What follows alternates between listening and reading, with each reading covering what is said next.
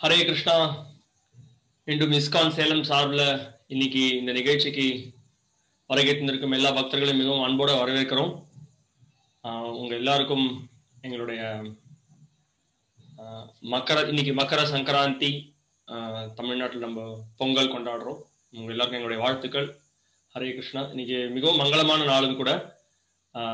பீஷ்மதேவர் இன்னைக்கு உத்தராயணம். பகவான் பீஷ்மதேவர் வைகுண்ட பிராப்தி அடைந்தார் இன்னைக்கு. அப்புறம் ஸ்ரீ சைத்தன்ய மகாபிரபுவனுடைய சகோதரர் விஸ்வரூப் அவர் சமாதி அடைந்த நாள் இன்னைக்கு. சைத்தன்ய மகாபிரபு காட்வா அப்படின்ற இடத்த நோக்கி பிரயாணம் பண்ணார் இன்னைக்கு சன்னியாசத்தை எடுத்துக்கிறதுக்கோசரம். ஸோ அது மாதிரி ரொம்ப பல நாட்கள் பல மங்கள நாட்கள் இன்னைக்கு ஒன்று சேர்ந்திருக்கு. ஸோ இந்த மங்கள நாள் அன்னைக்கு நம்ம என்ன பண்ணுவோம், நம்ம இன்னைக்கும் நம்ம இதோட சிறந்த காரியம் நம்ம பண்றது என்ன அப்படின்னா, பகவானுடைய நாமம், ரூபம், குணம், லீலைகளை வர்ணிக்கிறது தான் மிகவும் சிறந்தது. ஸோ நம்ம அதை இன்னைக்கு நம்ம தொடர போறோம், அவருடைய பக்தர்களுடைய வர்ணனைகளை கேட்பதன் மூலமாக. ஸோ மீண்டும் உங்க எல்லாரையும் இன்னைக்கு இந்த நிகழ்ச்சிக்கு அன்போடு வரவேற்கிறோம். நம்ம எல்லாரும் நம்முடைய பிரார்த்தனையை தெரிவிச்சுக்கலாம். ஓம் நமோ பகவதே வாசுதேவாய. ஓம் நமோ பகவதே வாசுதேவாய. ஓம் நமோ பகவதே வாசுதேவாய. நமோ விஷ்ணுபாதாய கிருஷ்ண பிரேஷ்டாய பூதலே ஸ்ரீமதே பக்தி விகாச சுவாமின் நிதி நாமினே. நமோ விஷ்ணுபாதாய கிருஷ்ண பிரேஷ்டாய பூதலே ஸ்ரீமதே பக்தி வேதாந்த சுவாமின் நிதி நாமினே.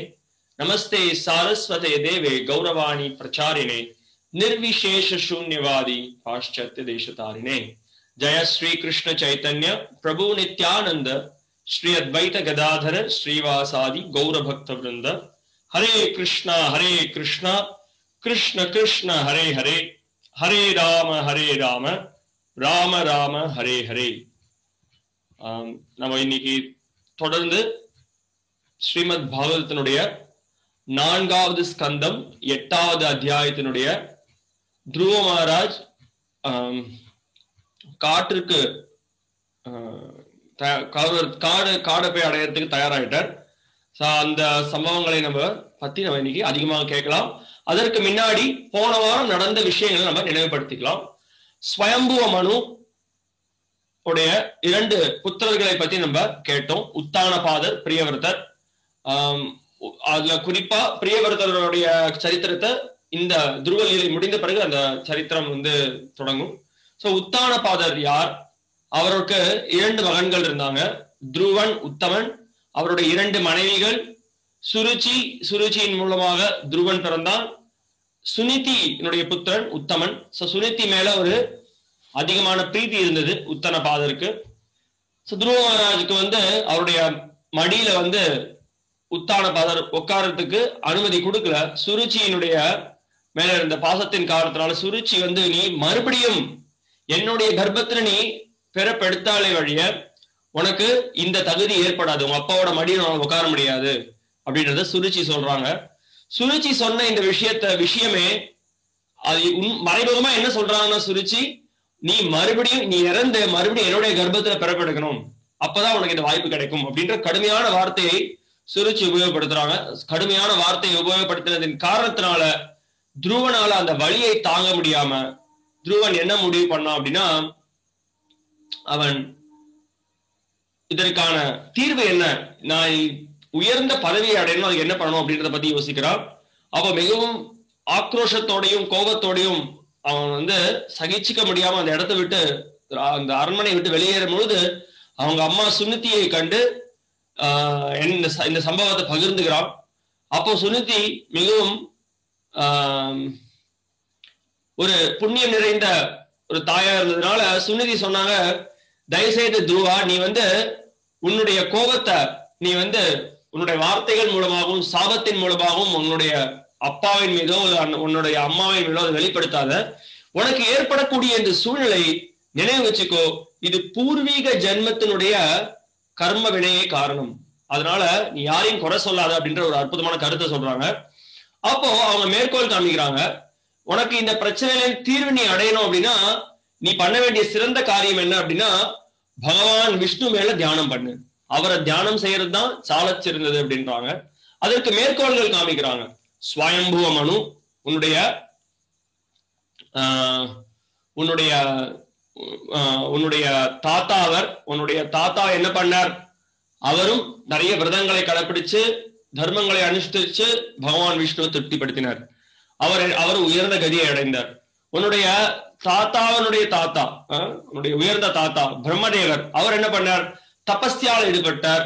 பகவான் விஷ்ணுவை ஏகாந்தமா அவரை ஸ்மரிச்சு, அதனால அவருக்கு ஏற்பட்டது என்ன? அவரால் இந்த பிரபஞ்சங்களை படைக்க முடிஞ்சது. அதனால நீ பகவான் விஷ்ணு கிட்ட தஞ்சம் போறதுதான் சாலச் சிறந்தது அப்படின்ற அற்புதமான கருத்தை சுனிதி வருத்தத்தோட இருந்தாலும் சரி, ரொம்ப கவலைப்பட்டு இருந்தாலும் இந்த அற்புதமான அறிவுரையை கொடுக்குறாங்க. மேலும் அவங்க சொல்றாங்க, பகவானுக்கு ஒரு உன்னதமான பெயர் இருக்கு. அவருடைய பெயர் பிருத்திய வத்சலன். பக்தர்கள் மேல பிரீத்தி கொண்டவர், அவர் பிரியம் கொண்டவர். அதுக்கு ரொம்ப அழகான ஒரு உதாரணம் கொடுக்குறாங்க.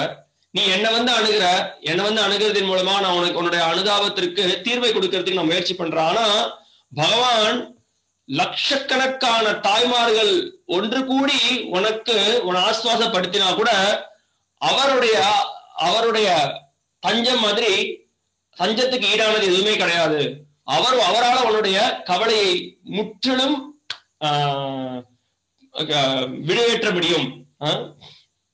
விடுவிக்க முடியும். அதனால நீ கவலைப்படாத, அதனால நீ பகவான் விஷ்ணுவோட தஞ்சம் போகிற அப்படின்னு சொல்லி சொல்றாங்க. அப்போ பிரபுபாதர் ரொம்ப அற்புதமான சில கருத்துக்களை சொல்றார். 5 வயது பையனு கூட பக்தியின் பயிற்சியின் மூலமாக தூய்மை அடையலாம் அப்படின்றது பிரபுபாதர் சொல்றார். பகவான் விஷ்ணுவால மட்டும்தான் எல்லா விதமான பிரச்சனைகள் கஷ்டத்திலிருந்து தஞ்சம் கிடைக்கும் அப்படின்ற கருத்தையும் பிரபுபாதர் சொல்றார். இன்னொரு அற்புதமான கருத்து பிரபுபா என்ன சொல்றாரு அப்படின்னா, இந்த துருவ நிலையின் மூலமாக எப்படி பகவான் கிட்ட நம்ம உன்னதமான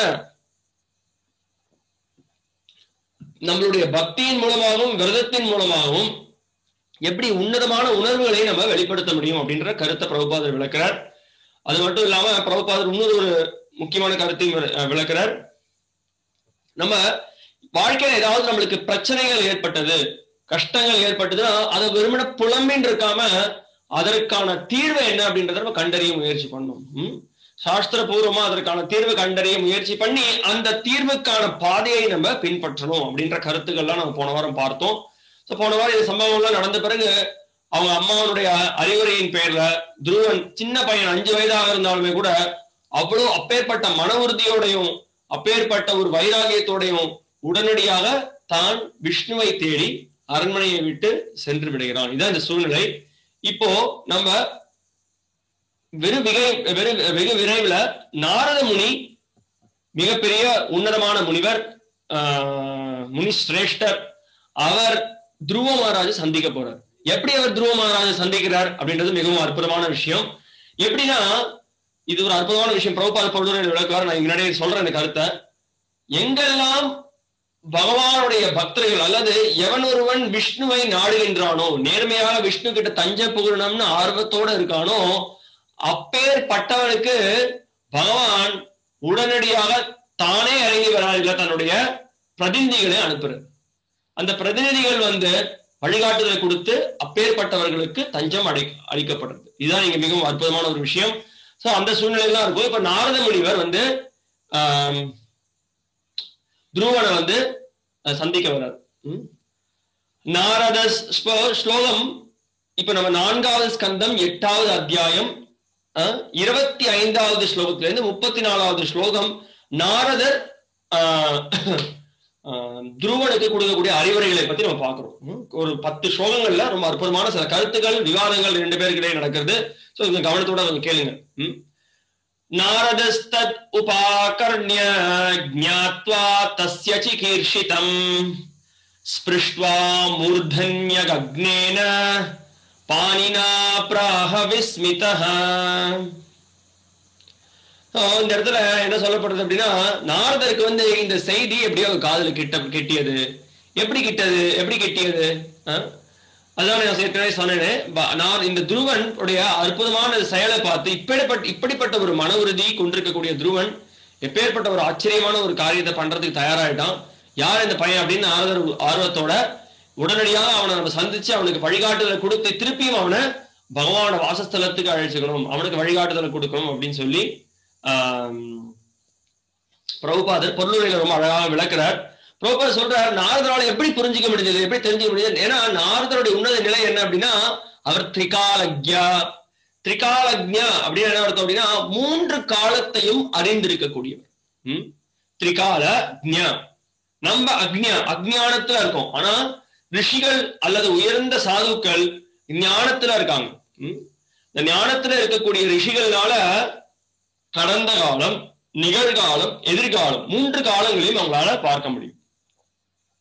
அதனால அப்பேற்பட்ட நாரத முனிக்கு இது ஒரு பெரிய ஆச்சரியமான ஒரு விஷயம் இல்லை. துருவனுக்கு இப்படிப்பட்ட ஒரு சூழ்நிலை இருந்தது அப்படின்னு.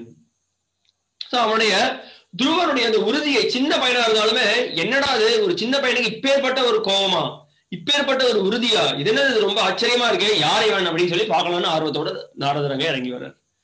பகவான் பரமாத்மா உட்கார்ந்து இருக்கார் ஒருத்தரோட ஹிருதயத்துல. நம்மளுடைய நேர்மையை பார்த்து பகவான் என்ன பண்றார், நம்மளுடைய நேர்மையை பார்த்து, நம்மளுடைய தீவிரத்தை பார்த்து நம்மளுக்கு நல்ல வழிகாட்டுதலை அனுப்புறார். அது மிகவும் அவசியம். அப்போ பிரபுபாதர் பொருளுரையில சொல்றார், ரொம்ப அழகான உதாரணத்தை கொடுக்கிறார். பிரம்மாண்ட பிரமிதே கோன் பாக்யவான் ஜீவ் குரு கிருஷ்ண பிரசாதே பாய் பக்தி லதா பீஜ். பிரம்மாண்ட பிரமித கோனே பாக்யவான். யார் பாக்யவான்? எவன் ஒருவன் அதிர்ஷ்டசாலி? இந்த பிரம்மாண்டம் 14 லோகங்களுக்கு நம்ம மேலையும் கீழையும் சஞ்சாரிச்சுட்டு இருக்கோம். நம்மளுடைய புலன்களை திருப்திப்படுத்துறதுக்கோசரம் பல உடல்களை மாத்தி மேலும் கீழும் நம்ம சுத்தி வந்துட்டு இருக்கோம் இல்லையா? ஆனா எவன் ஒருவன் பாக்கியவான் ஆறான் அப்படின்னா, அப்பேற்பட்ட சுழற்சியில் ஈடுபட்டு இருக்கக்கூடிய ஜீவனுக்கு எப்போ ஒரு தூய பக்தனுடைய சங்கம் கிடைக்கிறதோ, ஒரு உண்மையான ஆச்சாரியனுடைய சங்கம் கிடைக்கிறதோ, ஒரு உண்மையான குருவுடைய சங்கம் கிடைக்கிறதோ, அந்த சங்கத்தின் மூலமாக அவன் அதிர்ஷ்டசாலியாக ஆறான். ஏன் எப்படி அதிர்ஷ்டசாலியாக ஆறான்? குரு கிருஷ்ண பிரசாதே பாய் பக்தி லதா பீஜ். பக்தி அப்படிங்கிற விதையை அந்த குருவனுடைய கருணையின் மூலமாக அவன் பெறுறான். குருவனுடைய ஹிருதயத்துல அந்த விதையை நடறார். இதுதான் இங்க முக்கியமான கருத்து. அப்பேற்பட்ட ஆசீர்வாதம் துருவனுக்கு கிடைக்கிறது யார் மூலமா? வெறுமன நாரதர் சந்திக்கிறதின் மூலமா. தர்ஷனே பவித்ர கோரோ ஏ துமார குண். ஆச்சாரியர்கள் எழுதுறாங்க, நரோத்தமதாஸ் தாக்கூர் ஒரு பாடல் எழுதுறார், தர்ஷனே பவித்ர கோரோ ஏ துமார குண். ஒண்ணுமே பண்ண வேண்டாம், ஒரு தூய பக்தனோட முன்னாடி போய் நம்ம நின்றோம் அப்படின்னா வெறுமன அவர் பார்க்கிறார் இல்லையா, அவர் நம்மளை பார்ப்பதின் மூலமாகவே நம்ம தூய்மை அடைகிறோம்.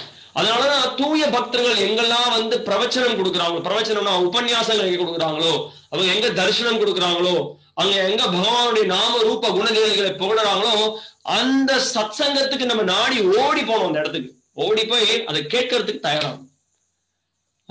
அவங்க வெறுமனை அப்படி பார்க்கறதின் மூலமாகவே நம்ம தூய்மை அடையணும். ஏன்னா அவங்களுடைய பார்வை விஷ்ணுவனுடைய கருணையை தாங்கிட்டு இருக்காங்க. அந்த தூய பக்தர்கள், அந்த தூய பக்தர்கள் விஷ்ணுடைய கருணையை தாங்கிட்டு இருக்காங்க. அவங்களுடைய பார்வையே விஷ்ணுடைய கருணை வெளிப்படுத்தப்படுறது எல்லா இடத்துக்கும். அப்பேற்பட்ட உயர்ந்த சாதுக்களுடைய சங்கத்தை நாம் நாடுவதற்கு எப்பயுமே தயாராக இருக்கணும். அது மிகவும் முக்கியமானது. இப்போ ஸ்லோகம் 26 நாரத முனிவர் சொல்றார், அவர் நாரத முனிவர் ஆச்சரியத்தோட பாக்குறாரு இந்த பையனை. இதுதான் ஒரு சத்திரியனுடைய இயற்கை குணமா? ஒரு சத்திரியனுக்கு எப்பேற்படும் சின்ன வயசுல 5 வயது பையனுக்கு எப்படி இப்படிப்பட்ட ஒரு கோபமும் ஆக்ரோஷமும் ஏற்படும்? என்னதான் இதனால பார்க்கலாம், சின்ன குழந்தைங்க எவ்வளவு திட்டினாலும் சரி, நம்ம அந்த அளவுக்கு மிரட்டினாலும் சரி, அடுத்த நாள் மறந்துடுங்க. அந்த குழந்தை மறந்து நம்ம கிட்ட அப்படியே வரும். அந்த குழந்தை ஞாபகம் வச்சுக்கணும், நேற்று ராத்திரி இப்படி திட்டினவங்க கூட நான் பேச மாட்டேன், அது மாதிரி அந்த குழந்தை சொல்லாது. ஏன்னா அந்த குழந்தைக்கு தெரியாது, குழந்தை ரொம்ப அப்பாவியாக இருக்கக்கூடிய ஒரு நிலைமை. ஆனா துருவன் அப்படி இல்ல. அவள் அந்த ஒரு கடுமையான வார்த்தையை சுருச்சி உபயோகப்படுத்தினதின் காரணத்தினால அவனால் அந்த வலியை தாங்க முடியல. அந்த 5 வயதுல அந்த சத்திரிய மனோபாவம் வெளிப்படுத்தப்பட்டது. சத்திரியதுக்கான அந்த உணர்ச்சிகள், சத்திரியருக்கான அந்த பெருமை, அது எல்லாமே துருவன் கிட்ட இருந்ததை நம்ம பார்க்கிறோம். அதை நாரத முனிவர் பார்த்து ஆச்சரியப்படுறாரு. என்ன இந்த பையன் இப்படிப்பட்ட ஒரு குணத்தை கொண்டிருக்கான் அப்படின்னு ஆச்சரியப்படுறாரு. அப்போ நாரத முனிவர் துருவனுடைய நடந்து வந்திருக்கும் போது துருவனை பார்த்து சொல்றார், என்னுடைய பிரியமான சிறுவனே, நீ விளையாடுறது இந்த காலகட்டத்துல விளையாட்டுலதான் எல்லா பசங்களும் ஆர்வத்தோட இருப்பாங்க. நீ விளையாடுறதை விட்டுட்டு நீ என்னமோ உன்னை உங்க அம்மா திட்டாங்க அதனால கோவப்பட்டு அவமானப்படுறதுன்றது அர்த்தம் இல்லாம இருக்கு. நீ ஏன் இந்த மாதிரி ஒரு காரியத்தை ஈடுபடுற அப்படின்னு சொல்லி நாரதர் துருவனை பார்த்து கேள்வி கேட்கிறார். அப்புறம் 28வது ஸ்லோகத்துல நாரதர் சொல்றார், உனக்கு இந்த மானம் அவமானம் அதனால அதிருப்தி அடையிறது இதெல்லாமே வந்து பார்த்த அப்படின்னா இதெல்லாம் மாயினுடைய ஒரு சூழ்ச்சி, மாயினுடைய ஒரு இன்னொரு வெளிப்பாடு. அதனால இந்த மானம் அவமானத்தை எல்லாம் நீ வந்து பெருசா பொருட்படுத்தாத. அப்புறம் தத்துவபூர்வமான ஒரு உண்மையையும் சொல்றார் நாரதர். எல்லா ஜீவராசிகளும் அவங்களுடைய பூர்வீக ஜென்மத்தின் கர்ம வினையை அனுபவிச்சுட்டு இருக்காங்க. அதனால பூர்வீக ஜென்மத்துல அவனுக்கு ஏற்பட்ட ஒரு நிலையின் காரணத்தினால இப்ப நீ வந்து இன்பத்தையோ துன்பத்தையோ அனுபவிக்க வேண்டிய சூழ்நிலை ஏற்படுறது. அதனாலதான் பல பல பிறவிகள்ல பல பல உடல்கள் நம்ம எடுத்திருக்கோம் அப்படின்னு நாரத முனிவர் துருவனுக்கு எடுத்து விளக்குறார். அப்போ அடுத்த ஸ்லோகத்துல திருப்பி நாரத முனிவர் சொல்றார், எவன் ஒருவன் பக்தனாக இருக்கானோ அந்த பக்தனாக இருக்கக்கூடிய அவன் வாழ்க்கையில ஏதாவது இந்த மாதிரி அசம்பாவிதங்கள் நடந்தது அப்படின்னா அந்த அசம்பாவிதங்களை பகவானுடைய கருணையாக அப்படிப்பட்ட ஒரு பக்தன் கருதுவான். அது மட்டும் இல்லாம இப்படிப்பட்ட ஒரு துக்ககரமான சூழ்நிலை எனக்கு ஏற்பட்டதற்கு காரணம் பகவானுடைய கருணை. அந்த பகவானோட கருணையை நான் வேண்டி எப்பயுமே அவருக்கு நான் நமஸ்காரம் பண்றேன். இன்னும் மிகப்பெரிய அளவில் நான் கஷ்டப்பட்டிருக்கணும், ஆனா பகவானோட காருண்யத்தின் காரணத்தினால என்னுடைய கஷ்டத்தினுடைய நிலை சிறிதளவு இருக்கு அப்படின்னு அதை அங்கீகரிச்சு அவன் திருப்தியோட புத்திசாலித்தனத்தோட பகவானுடைய கருணையை நாடுவான் அப்படின்னு பிரபுபாதர் பொருளுரையை மேற்கோள் காமிக்கிறார். நான் மறுபடியும் இந்த ஸ்லோகத்தை நம்ம பல தடவை நம்ம பல நிலைகளை நம்ம இதை பேசியிருக்கோம். மறுபடியும் பேசணும், மறுபடியும் இதை கேட்கணும். ஏன்னா மறுபடியும் இதை நம்ம மறந்துடுறோம். மறுபடியும் நம்மளால இதை ஜீர்ணிச்சுக்கிறது கஷ்டமா இருக்கு. என்ன கஷ்டமா இருக்கு? யாராவது நம்மளை திட்டாலோ, இல்ல நம்மளுக்கு ஏதாவது அசம்பாவிதம் ஏற்பட்டதோ, இல்ல நம்மளுக்கு ஏதாவது பண கஷ்டம் ஏற்பட்டதோ, இல்ல மன கஷ்டம் ஏற்பட்டதோ, இல்ல உடல் ரீதியான கஷ்டம் ஏற்பட்டதோ, எல்லாத்திற்கும் நம்ம யாரையாவது சுட்டி காட்டுறதுக்கு தயாரா இருக்கும். அதனால பிரபுபாதர் என்ன பண்றாரு அப்படின்னா, பக்தியில் முன்னேற்றம் அடைய வேண்டும் என்றால் நம்ம பக்தி மார்க்கத்தை தீவிரமாக கடைபிடிக்கணும், பகவானோட கருணையை விரைவில் பெறணும் அப்படின்னா இந்த பிரம்மதேவருடைய பிரார்த்தனையை நம்ம வாழ்க்கையினுடைய முக்கியமான சூத்திரமாக நம்ம எடுத்துக்கணும் அப்படின்ற கருத்தை மிகவும் அழகாகவும் தெல்ல தெளிவாகவும் ஸ்ரீல பிரபுபாதர் அவருடைய பாகவதம் பொருளுரையாக இருக்கட்டும், உபதேசாமிர்த பொருளுரையாக இருக்கட்டும், பக்தி ரசாமிர்த சிந்து பொருளுரையாக இருக்கட்டும், பல பொருளுரைகளை இந்த ஆணித்தனமான கருத்தை பிரபுபாதர் ஸ்தாபிக்கிறார். இது நம்ம தெளிவாக புரிஞ்சுக்கணும். தத்தேனு கம்பம் சுசுமிக்ஷமானாம் புஞ்சான ஏவாத்ம கிருதம் விபாகம் ரித்வாக் வபுர்பிர் விரதன் நமஸ்தே ஜீவேசயோ முக்தி பதே சதாய பாக். தத்தேனு கம்பம் அனுகம்பம் சுசுமிக்ஷமான புஞ்சான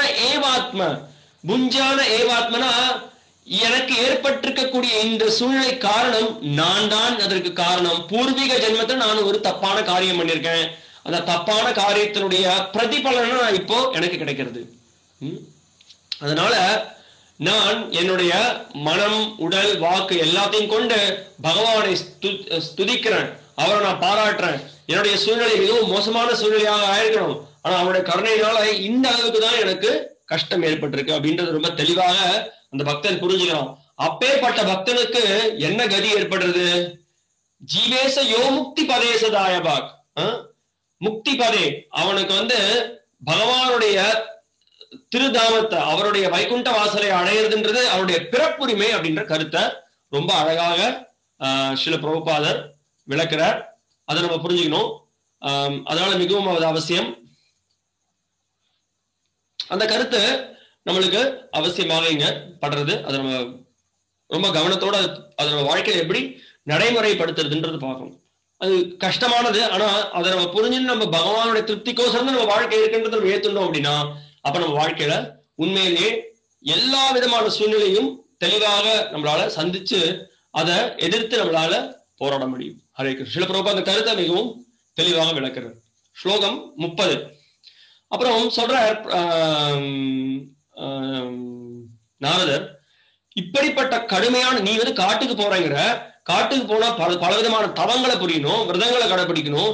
இதெல்லாம் உன்ன மாதிரி சின்ன பையனாக இருக்கிறவனுக்கு மிகவும் கடினமானது. அதனால நீ வந்து இப்படிப்பட்ட இந்த தியான வழிமுறையை நீ கையாளாத. இப்படிப்பட்ட தியான வழிமுறையை பல பல ரிஷிகள் பல பல முனிகள் பல ஜென்மங்களாக பல வருஷங்களாக கடைபிடித்து அவங்களால கூட அந்த சரியான பகவானுடைய சென்று அடையறதுக்கான பாதையில உறுதி பெற்று அவரை சென்று அடைய முடியவில்லை. அதனால இப்படிப்பட்ட கடினமான ஒரு பாதையை பின்பற்றி நீ பகவானை திருப்திப்படுத்தணுன்ற முயற்சியில் ஈடுபடாத, அதற்குன்னு ஒரு காலம் வரும், காலம் வரும்போது பார்த்துக்கலாம் அப்படின்னு நாரத முனிவர் என்ன பண்றார், அந்த சின்ன சிறு வயதில் இருக்கக்கூடிய துருவனுடைய நிலை என்ன அப்படின்றத சோதிக்கிறார். நம்ம நிறைய கேட்கணும் இல்லையா, திடீர்னு பார்த்தீங்க அப்படின்னா பல பல நாட்களுக்கு பிறகு பல பல வருஷங்களுக்கு பிறகு திடீர்னு ஒரு நாள் ஒரு உற்சாகம் வரும் ஒருத்தனுக்கு. ஆனா இன்னைக்கு வேணா நான் கோயிலுக்கு வேணா போயிட்டு வேண்டா, கோயிலுக்கு போய் நீ என்னடா பண்ண போறேன் அப்படின்பாங்க. இல்லை நான் வந்து நாளையிலேருந்து நான் வந்து பகவத்கீதை படிக்கலாம்னு நினைக்கிறேன் அப்படின்னு யாராவது ஒருத்தர் சொல்லுவோம். இல்லை நான் ராமாயணம் படிக்கலாம்னு நினைக்கிறேன் அப்படின்னு யாராவது உற்சாகத்தோட சொல்லுவாங்க. உடனே என்ன சொல்லுவோம் அப்படின்னா, ஆமா நீ இத்தனால என்ன பண்ணிருந்தா எனக்கு தெரியாதா, இன்னும் புதுசா ராமாயணம் படிக்க போறியாமே, பகவத்கீதை படிக்க போறியாமேன்னு சொல்லி நிறைய பேர் நிந்திப்பாங்க. அவங்களுக்கு பல விதமான தடைகள் ஏற்படும். சில மாதிரி தடைகள் ஏற்படும் போது சரி இவன் சொல்றான் வேணாம்னு சொல்லி தூக்கி ஒரு பக்கத்தை வச்சிடலாம். சில பேர் அப்பயும் உறுதியோட அந்த முயற்சியில் ஈடுபடுவாங்க. துருவனுடைய நிலை எப்படி இருக்கு, துருவன் தீவிரமாகவே அவன் வந்து அவனுடைய பிரச்சனைக்கு தீர்வு காண முயற்சியில இருக்கானா, இல்ல அவன் எந்த நிலையில இருக்கான் அப்படின்றத ஒரு ஆன்மீக குருவாக இருக்கக்கூடியவர் சீடனை சோதிப்பதுன்றது அவருக்கு அந்த தகுதி இருக்கு. கண்டிப்பாக ஒரு உண்மையான ஆன்மீக குரு ஒரு சீடனை சோதிப்பார். அதே மாதிரி ஒரு உண்மையான சீடரும் அந்த ஆன்மீக குருவாக இருக்கக்கூடியவர் அவருக்கு உன்னதமான தகுதிகள் இருக்கா, அவர் பகவத் ஸ்மரணையில ஆழ்ந்திருக்காரா, அவர் தத்துவங்களை நன்றாக அறிந்திருக்காரா, சப்தே பரேச்ச நிஷ்ணாதம், சப்தே அப்படின்னா வேதங்களை அவர் அறிந்திருக்காரா, தூய்மையான வாழ்க்கை வழிமுறையை பயிற்சி பயின்றிருக்காரா அப்படின்றது வந்து இரண்டு பக்கத்திலையும் ஒரு குருவாக இருந்த ஒரு சீடனுடைய தகுதி எப்படி இருக்கு, ஒரு சீடனாக இருந்த ஒரு குருவனுடைய தகுதி எப்படி இருக்கு அப்படின்றது ரெண்டு பக்கத்திலையும் ஒருத்தர் அவர் அதை பார்க்கலாம் அப்படின்றது சாஸ்திரத்துல சொல்லப்பட்டிருக்கு. சோ இங்க நாரத முனிவர் துருவனுடைய நிலை என்ன அப்படின்றத இந்த மாதிரி சோதிச்சு பார்க்கிறார். பிரபுபாதர் பொருளுடைய இந்த கருத்தை தான் சொல்றார். ஒரு நேர்மையான ஆன்மீக வாழ்க்கையை பயிற்சி பண்ணிட்டு இருக்கக்கூடியவனுக்கு வந்து இந்த ஆன்மீக வாழ்க்கையில இருக்கக்கூடிய சடங்குகள் இருக்கு இல்லையா, அவன் பின்பற்ற வேண்டிய பக்திக்கான நீதி நெறிமுறைகள் ஒழுக்க வழிமுறைகளை பயிற்சி செய்யறதுன்றது மிக கடினமான ஒரு காரியம் கிடையாது. ஏன்னா அவன் நேர்மையானவனாக இருக்கிறதுனால அது எளிமையாக இருக்கு. ஆனா எவன் ஒருவன் நேர்மையாக இல்லையோ எப்படிப்பட்ட எளிமையாக இருக்கக்கூடிய ஒரு வழிமுறையும் அவனுக்கு ஒரு கஷ்டமான வழிமுறையா இருக்கும். ஏன்னா அவனுடைய மனசு மிகவும் சிக்கல் நிறைந்ததாக இருக்கு. அது முக்கியமான தாத்பரியம். பிரபுபாதர் அந்த கருத்தை தெளிவாக விளக்குறார். எந்த அளவுக்கு ஒருத்தருடைய உறுதி இருக்கு, எந்த அளவுக்கு ஒருத்தருடைய நேர்மை இருக்கு அப்படின்றத ஒரு ஆன்மீக குரு தன்னுடைய அந்த சீடன் கிட்ட சோதிச்சு பார்க்கறதுன்றது ஒரு வாஸ்தவமான விஷயம். 31வது ஸ்லோகத்துல இந்த கருத்தை சொல்றார். பல பல ரிஷிகள் இந்த வழிமுறையை கையாண்டிருக்காங்க. அந்த ரிஷிகள் எல்லாம் கையாண்டு அவ்வளவு எளிமையாக பகவான் அவங்களால் கண்டறிய முடியல. அதனால இந்த வழிமுறையை நீ தேர்ந்தெடுக்கிறது சிறந்தது இல்லை அப்படின்ற மாதிரி நாரத முனிவர் அந்த கருத்தை சொல்றார். 32வது ஸ்லோகத்துல சொல்றார், அதனால துருவா, என்னுடைய பிரியமான துருவனே, நான் உனக்கு சொல்றேன், இந்த முயற்சியில நீ ஈடுபடாத, உனக்கு வெற்றி ஏற்படாது அப்படின்னே சொல்லிடுறார். உனக்கு வெற்றிங்கிறது கஷ்டம், அதனால நான் உனக்கு சொல்றேன்ப்பா, நீ வீட்டுக்கு போய் நீ அம்மா அப்பாவோட இரு, நீ எல்லா பயிற்சியும் பண்ணி அப்புறம் நீ கொஞ்சம் வளர்ந்த பிறகு பகவானோட கருணையின் மூலமாக உனக்கு திருப்பியும் இப்படிப்பட்ட விரதங்களை கடைபிடிக்கிறதுக்கான ஒரு வாய்ப்பு ஏற்படும். அந்த சமயத்துல நீ இந்த பயிற்சியில ஈடுபடலாம். அது வரைக்கும் நீ பொறுமையோட வீடு சென்றாரே அப்படின்னு சொல்லி சொல்ற. இங்க பிரபுபாதர் இப்படிப்பட்ட ஒரு இந்த ஸ்லோகத்தை பேசும்பொழுது ரொம்ப அழகான பொருளுரையில இந்த கருத்து, ஒரு முக்கியமான சில கருத்துக்களை பிரபுபாதர் சொல்றார். என்ன சொல்றாரு அப்படின்னா, பிரபுபாதர் விளக்குறார், அதாவது வயசான பிறகு நம்ம ஆன்மீக வாழ்க்கையை எடுத்துக்கலாம் அப்படின்னு சில பேர் நினைக்கிறாங்க. அது ஒரு விஷயம். ரெண்டாவது விஷயம் வந்து என்ன அப்படின்னா, அதாவது இளம் வயதுன்றது பொதுவா விளையாடுறதுக்கும் இன்ப சுகபோகங்களை அனுபவிக்கிறதுக்கும் பெண்களோட இன்பத்தை அனுபவிக்கிறதுக்கோசம் தான் இந்த இளம் வயது இருக்கு. அந்த இளம் வயது அதற்கு தான் உபயோகப்படுத்தணும்னு சில பேர் நினைக்கிறாங்க. ஆனா வயசான காலத்துல ஒருத்தர் ஆன்மீக வாழ்க்கையை பயிற்சி பண்ணட்டும் அப்படின்னு நினைக்கிறாங்க. அது நிறைய தடவை பார்க்கலாம். நம்ம யாருக்காவது பகவத்கீதையை காமிக்கிறோம், இல்ல பாகவதம் காமிக்கிறோம், இல்லைங்க இதுக்கெல்லாம் டைம் இருக்குங்க, சரியா நேரம் வரும்போது பார்க்கலாம், இப்ப அதுக்கான நேரம் இல்லை. ஆனா என்னோட கேள்வி என்ன அப்படின்னா, வயசான பிறகு பார்க்கலாம். வயசாயிடுதுன்றதை நம்ம எப்ப தெரிஞ்சுக்கிறோம்? நம்ம எல்லாருக்கும் ஒவ்வொரு க்ஷணமும் வந்து பார்த்தோம் அப்படின்னா வாழ்க்கையில ஒவ்வொரு வினாடி ஓடிட்டே இருக்கு. ஒவ்வொரு வினாடியும் நம்ம என்ன பண்றோம், நம்முடைய ஆயுட்காலம் குறைஞ்சுட்டே இருக்கு. சூரியன் என்ன ஆகுது, சூரியன் அஸ்தமனம் ஆகிட்டே இருக்கு. சூரியன் அஸ்தமனம் ஆகுது, சூரியன் உதயம் ஆகுது. சூரியன் அஸ்தமனமாயி உதயம் பொழுது அதை நம்ம என்னன்னு சொல்றோம், ஒரு நாள் கழிஞ்சிடுது. அப்படின்னா என்ன, நம்ம வந்து சரி இப்ப என்னோட வயசு வந்து 44 வருஷம் கழிஞ்சிடுத்து, எவ்வளவு நம்ம எந்த அளவுக்கு பகவான் கிட்ட நெருங்கி இருக்கோம் அப்படின்றத நம்ம சிந்திக்கணும். அதுதான் ஒரு புத்திசாலியினுடைய சரியான சிந்தனை. 44 வருஷம் கழிஞ்சிருத்தோம் வாழ்க்கையில, நீ பகவத் சிந்தனையில ஈடுபட்டிருக்கியா? பகவான் கிட்ட நீ நெருங்கி இருக்கியா? பாகவதம் ரொம்ப அழகாக விளக்குறது. என்ன விளக்குறது அப்படின்னா, ஆயுகு ஹரதி வை பும்சான். ஆயு ஒருத்தனுடைய ஆயுட்காலம் ஹரத்தினா வந்து எடுக்கப்படுறது. எப்படி எடுக்கப்படுறது? உத்யன் அஸ்தன் சயன் யசவ். சூரியன் உதயமானதின் மூலமாகவும் அஸ்தமனமானதின் மூலமாகவும் என்னது ஆயுட்காலம் குறைக்கப்படுறது. ஆனா எப்படி எந்த ஒரு மனுஷனுக்கு அப்படிப்பட்ட ஆயுட்காலம் குறைவதில்லை. தஸ்யார்த்தே யக்ஷணோ நீத்த உத்தம ஸ்லோக வார்த்தையே. ஆனால் எவன் ஒருவன் பகவத் சேவை ஈடுபட்டு இருக்கானோ, சதா சர்வ காலமும் பகவான் ஹரியுடைய நாம ரூப குணநிலைகள்ல ஈடுபட்டு இருக்கானோ, அப்படிப்பட்டவனுக்கு ஆயுட்காலம் பாதிப்படையதில்லை. அப்படியே என்ன அர்த்தம்? அவனுக்கு மரணம்ன்றது ஏற்படாதா? மரணம் ஏற்பட்டாலும் இந்த உடலுக்கு தான் மரணம். ஆனா அந்த ஆத்மா நித்தியமானவன். அந்த நித்தியமான ஆத்மா திருப்பியும் பகவத் கைங்கரியத்துல பகவானோட சேவை ஈடுபடணும். இதுதான் வாழ்க்கையினுடைய பக்குவம். அதனால வயசான பிறகு அப்படின்னு நம்ம சொல்றதுன்றது முட்டாள்தனமான. ஏன்னா யார் என்னைக்கு இறந்து போறான்னு நம்மளால சொல்ல முடியாது. நல்லா இருந்துட்டே இருக்கும், நாளைக்கு காலத்தால பார்த்தா என்ன நடக்குதுன்னு தெரியாது. ஏன்னா அடுத்த ஒரு மணி நேரம் கழிச்சு என்ன நடக்குதுன்னு தெரியாது. எவ்வளவு தடவை எவ்வளவு சம்பவம் நம்ம இது மாதிரி கேட்டிருக்கோம். நல்லா இருந்தாரு அவரு, நேத்தி சாயங்காலம் வரைக்கும் நல்லா இருந்தாருங்க, திடீர்னு பார்த்தா ஏதோ வயிற்று வலி, திடீர்னு பார்த்தா ஹிருதய வலி வந்தது நம்மளுக்கு. அதனால இந்த பௌதிக உலகம் இந்த மாதிரிதான். காட்டுல பாத்தீங்க அப்படின்னா, ஒரு பெரிய காட்டுக்கு போனீங்க அப்படின்னா, எப்ப காட்டுத்தீ வரும்னு யாராலுமே சொல்ல முடியாது. அதேதான் இந்த பௌதிக உலகத்துடைய சரியான நிலை. அதுதான் எப்ப எந்த விதமான அசம்பாவிதம் நடக்கும் அப்படின்றது யாருக்குமே தெரியாது. எங்க வெடிகுண்டு வெடிக்கும், எங்க வந்து வெள்ளம் ஏற்படும், எந்த இடத்துல வந்து ஏதாவது ஒரு புதுவிதமான வியாதி ஏற்படும், இந்த பௌதிக உலகம். அதனாலதான் கிருஷ்ணன் கீதையில ரொம்ப அழகா இந்த பௌதிக உலகத்தை பத்தி வரையறுக்கிறார். என்ன வரையறுக்கிறார்? ஆண்டவன் படைத்தான், என்கிட்ட கொடுத்தான், நீ இதை அனுபவி ராஜான அனுபவின்னு சொல்லி அமிச்சானா? இல்ல, அது கிடையாது. இந்த பௌதிக உலகத்தினுடைய வர்ணனை, பௌதிக உலகத்தினுடைய விளக்கம் என்ன அப்படின்னா, அசாஸ்வதம் துக்காலயம். இங்க வந்து துக்கம் நிறைந்த ஒரு இடம், அசாஸ்வதம் நிரந்தரமான இடம் கிடையாது. அதனால கிருஷ்ணர் சொல்றார், நீ உன்னுடைய பொட்டி பொடிக்கெல்லாம் கலப்ப, பொட்டி பொடிக்க விட்டுடுங்கிறார். நீ வந்து என்னுடைய வேற வாசஸ்தலத்துக்கு வாழ்றார். அதனால நீ எப்ப பார்த்தாலும் எங்கேயே நிரந்தரமா இருந்துங்க, நீ வந்து வாழ்க்கையை அனுபவிக்க நினைக்காத. இது முட்டாள்தனம் அப்படின்றத கீதையில பகவான் ரொம்ப அழகாக விளக்குறாரு. ஆனா நம்மளுடைய என்ன சொல்றோம் இல்லையா, மண்டை அப்படின்னு சொல்றோம் இல்லையா, நம்மளுடைய மண்டை வந்து மந்தத்தனத்துல நம்ம இருக்கோம். இது புரிய மாட்டேங்கிறது. நம்ம மேலும் மேலும் திட்டம் போட்டுட்டே இருக்கும். என்ன திட்டம் போடுறோம்? நான் எப்படிடா இந்த இதுல என்னுடைய பணத்தை இந்த ஷேர்ல போடுறது, எப்படி இது இன்னும் இந்த ரெண்டு வட்டி எப்படி அதிகமா நான் கிடைக்கிறது, நான் எப்படி இந்த லேண்டை வாங்குறது, அந்த லேண்டை வாங்குறது, எப்படி அமெரிக்காவுக்கு போறது, எப்படி நான் வந்து இந்த வேலையில அந்த வேலையை மாத்துறது, நான் எப்படி இது உலகத்தை மிக சிறந்தவன்னு காமிக்கிறது. ஆயுகு ஹரதி வை பும்சான். காலம் நேரம் ஓடிட்டே இருக்கு, நேரம் வேகமாக இப்படி ஓடிக்கிட்டே இருக்கு. இது நம்மளுக்கு புரிய மாட்டேங்கிறது. நம்மளுக்கு நம்மளுடைய முடி பார்த்தீங்கன்னா நிறைச்சி போயிட்டே இருக்கு இல்லையா? கொஞ்ச நேரம் பாருங்க முடி வெள்ளையாயிடுது. நீங்க ஷேவ் பண்ணிட்டோம், அதனால தெரியல வெள்ள முடி நிறைச்சிருது அப்படின்னால என்ன அர்த்தம்? நேரம் வந்து விட்டது. நேரம் வந்துருச்சுன்னா என்ன?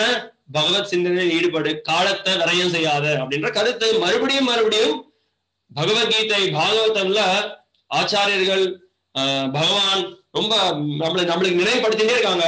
ஆனா மந்த புத்தியோட நம்ம இருந்தோம் அப்படின்னா புரிஞ்சுக்க மாட்டோம். அதனால நேரத்தை வீணடிக்காம ஆன்மீக வாழ்க்கையை தீவிரமாக எடுத்துக்கிறதுன்றது மிகவும் அவசியமான ஒரு கருத்து. இதை நம்ம நினைவுல வச்சுட்டு நம்ம சாணக்கிய பண்டிதர் ரொம்ப அழகான ஒரு கருத்தை சொல்றார். அதாவது ஒரு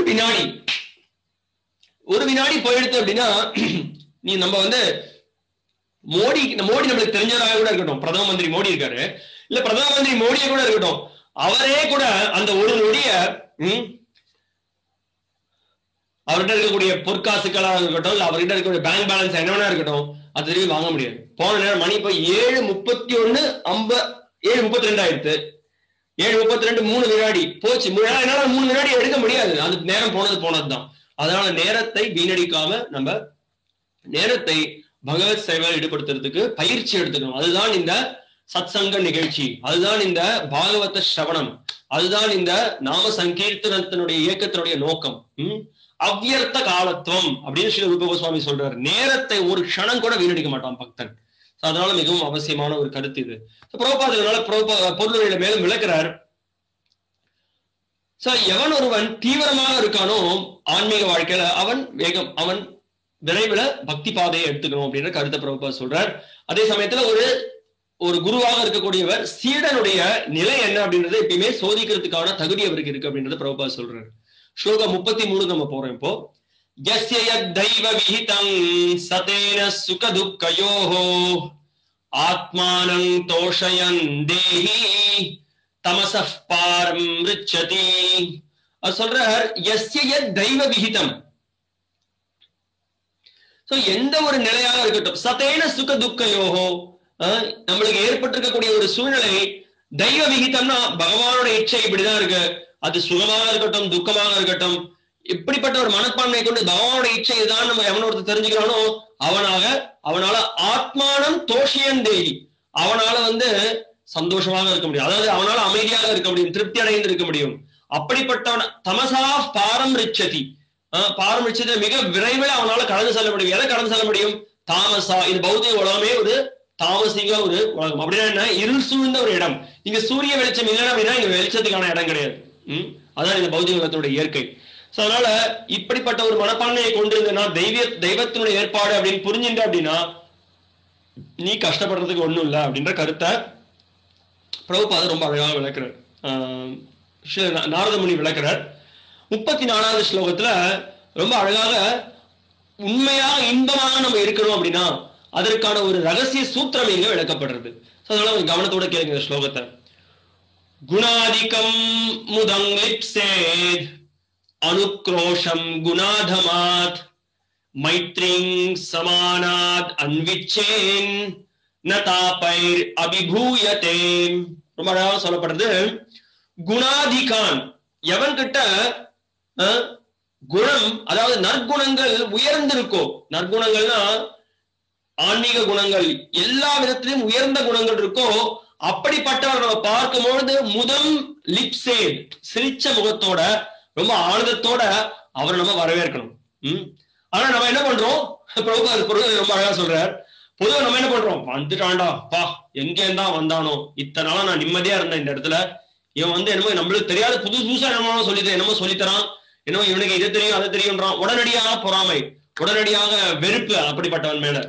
அது ரொம்ப தப்பு. அது என்ன பண்ணும்? நம்மளுக்கு ஏக்கத்தை ஏற்படுத்தும். காம குரோத லோப மோக மத மத்சரியம் எல்லாமே தொடர்புடையது. அது எல்லா விதமான கீழ்குணங்களும் கீழ்குணத்தினால நம்ம பாதிக்கப்படுவோம். சோ குணாதிகாம் முதம் லிப்சே, அதனால நம்மளால உயர்ந்த குணத்தோடு இருக்கக்கூடியவர்கள் என்ன பண்றோம்?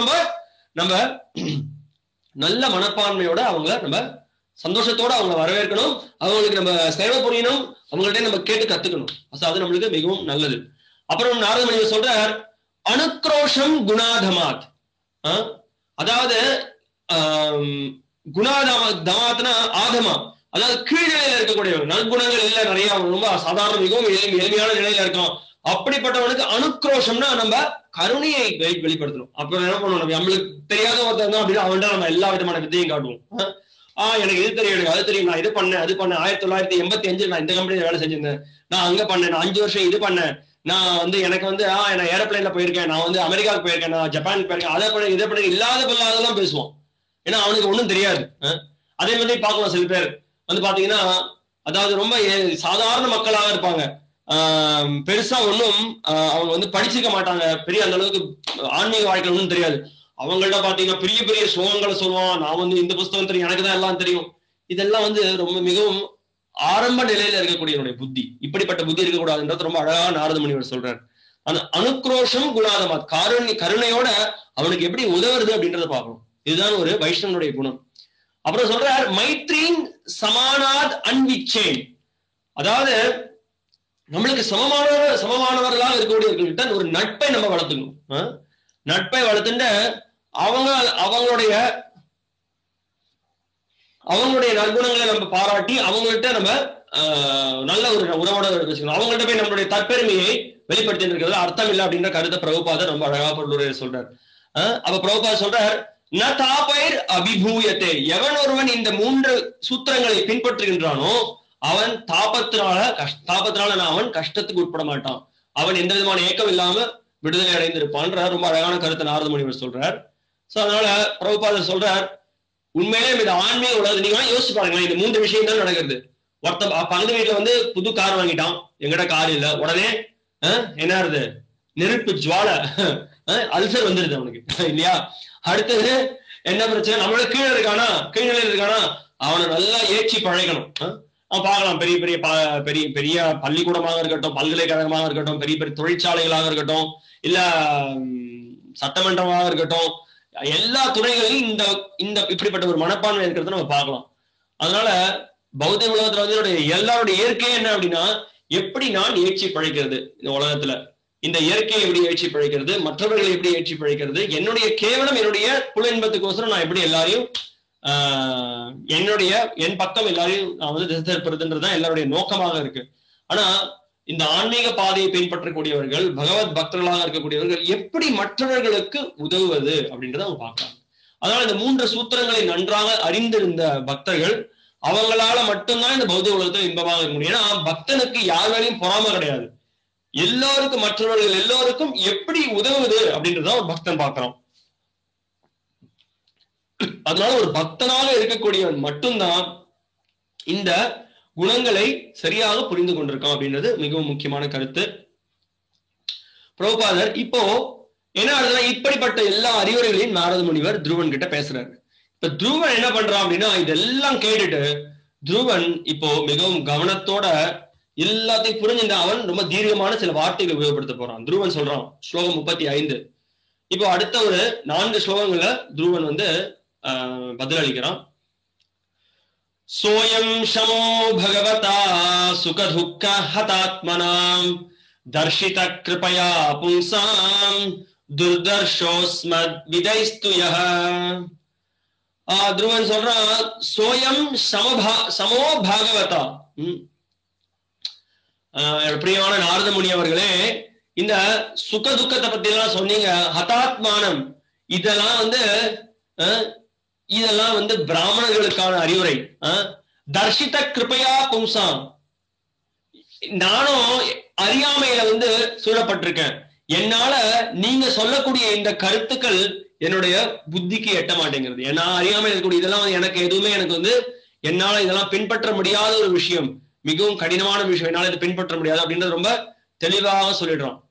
அதனால என்னால நீங்க கொடுக்கக்கூடிய இந்த அறிவுரைகளை பின்பற்றுறது மிகவும் கடினமானது, என்னோட நிலை இதுதான், என்னோட உண்மையான நிலை என்ன அப்படின்றத நான் உங்களுக்கு விவரிக்கிறேன் அப்படின்றத ரொம்ப தெளிவா சொல்றேன். பிரபுபாத பருவ சொல்ற நேர்மையாக துருவன் அவரோட நிலை என்ன அப்படின்றத நாரத முனிவர் கிட்ட விளக்கிடுறார். அது மட்டும் இல்லாம ரொம்ப தெளிவா சொல்றாரு, இவ்வாறு நாரத முனிவர்களே, எனக்கு பலமான ஆசை இருக்கு. என்ன ஆசை அப்படின்னா, என்னுடைய தாத்தாவோட ஒரு உயர்ந்த பதவியை நான் அடையணும். அது என்னுடைய ஆழமா என்னுடைய நெஞ்சில பதிஞ்சிருக்கு. நீங்க சொல்லக்கூடிய எந்த கருத்துக்களும் என்னுடைய ஹிருதயத்தை வந்து தாக்க மாட்டேங்கிறது, எனக்கு நீங்க சொல்றது எதுவுமே எனக்கு எடுபட மாட்டேங்கிறது அப்படின்றத ரொம்ப தெளிவாக சொல்றோம். பிரபுபாதர் இந்த பொருளுரையில சொல்றார், இந்த ஒரு கருத்து, இந்த விஷயத்தை நம்ம புரிஞ்சுக்கணும். துருவனுடைய பேசக்கூடிய சில விஷயங்கள், பௌதிக ஆசைகள் ஒருத்தனுக்கு இருந்தாலுமே கூட, உலகாயுத ஆசைகள் இருந்தாலுமே கூட, பரமபுருஷ பகவானை வழிபடுவதிலிருந்து அவனுக்கு எந்த விதமான தடை விதிக்கப்படல. அப்படிப்பட்டவனும் பகவான் விஷ்ணுடைய தாமரை திருவடிகளை அணுகலாம் அப்படின்றது மிகவும் முக்கியமான கருத்து துருவனுடைய சரித்திரத்துல இருந்து அப்படின்ற பிரபுபாதர் ரொம்ப அற்புதமா சொல்றார். பிரபுபாதர் மேலும் சொல்றார், இந்த துருவ சரித்திரத்திலேயே நம்ம திருப்பியும் நினைவில் வச்சுக்க வேண்டிய ஒரு விஷயம், எந்த சூழ்நிலையிலும் ஒருத்தர் பகவான் விஷ்ணுவை அணுகலாம் அப்படின்றத கருத்து நம்ம புரிஞ்சுக்கணும் அப்படின்றார். ஸ்லோகம் 36.